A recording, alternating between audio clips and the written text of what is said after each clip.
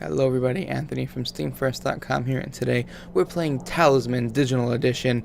Talisman started out as a physical board game, I think in the 80s, if I'm right about that.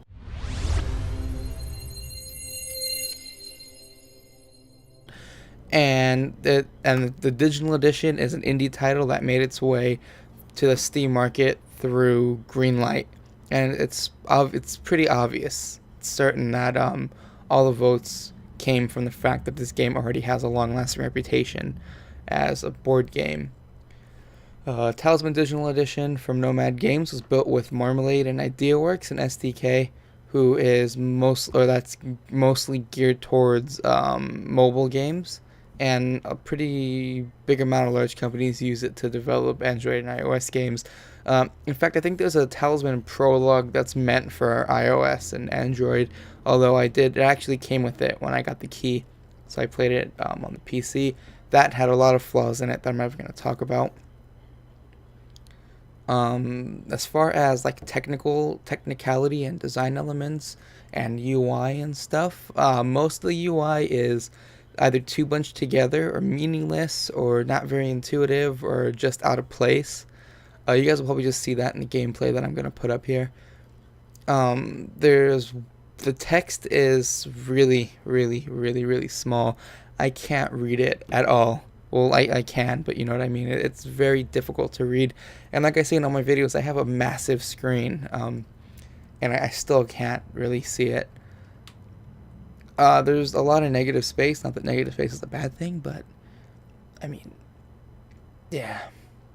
I mean, enlarging the board a bit wouldn't hurt, as well as maybe making that text a little bit bigger. That's what I have to say. And maybe getting rid of some of the UI. One of the big things for me is it takes too many clicks. The game, that's a very first worldly problem right there. It takes too many clicks. Because I'm used to playing like a lot of StarCraft 2 where everything relies on hotkeys. I'm not so much used to clicking on everything to play a game. And I mean, this is, you have to click to do everything. You have to click to like end your turn, roll the dice, draw a card. Everything relies on clicks. You can't bind anything to hotkeys.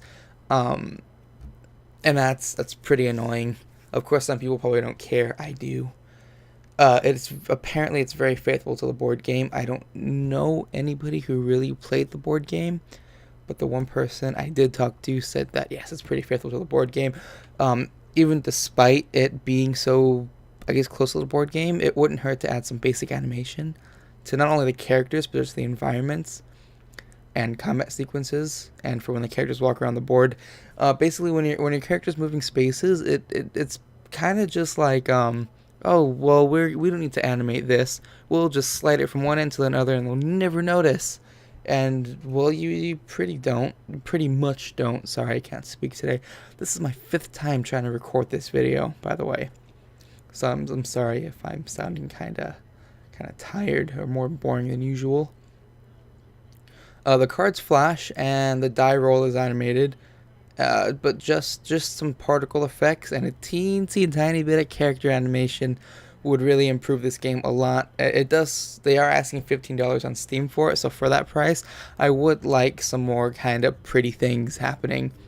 Although since it is like a revamp of a board game, well, not so much a revamp, but you guys know what I mean. Since it is supposed to be a board game, I do understand why things aren't animated, but the fact that it is a digital edition that you're playing on the computer, it would be, like I said, nice to have some pretty things moving around or some things to look at.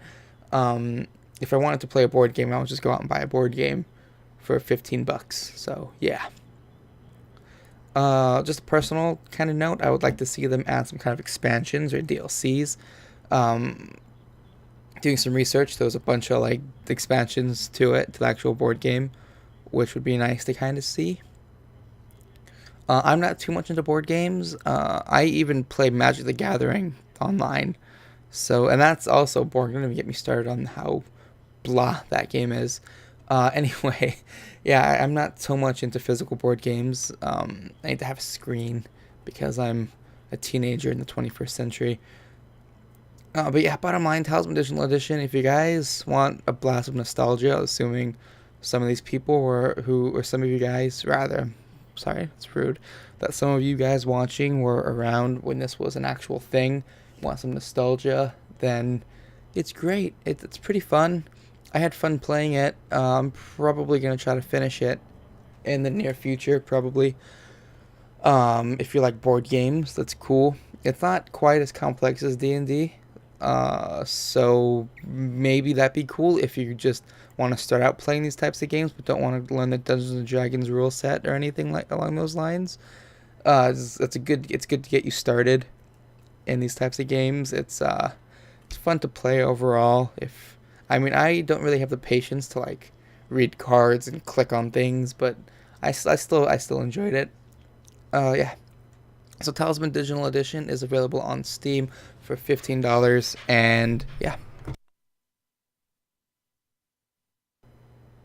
But anyway, bottom line, um, Talisman Digital Edition is available for $15 on Steam, and can be picked up in the link below. Yeah, if I'm doing it right, there will be a link below.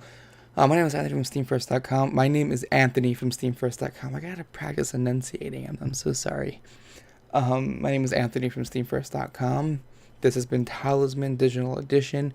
If you guys like, I have links to my YouTube channel and Twitch.tv live stream down below. I'd appreciate it if you guys want to go check those out. And also be sure to check out SteamFirst.com for all the best news, reviews, videos, and content surrounding all things Valve and Steam. This is it for me for now. I will see you guys later. Thanks for watching, and goodbye.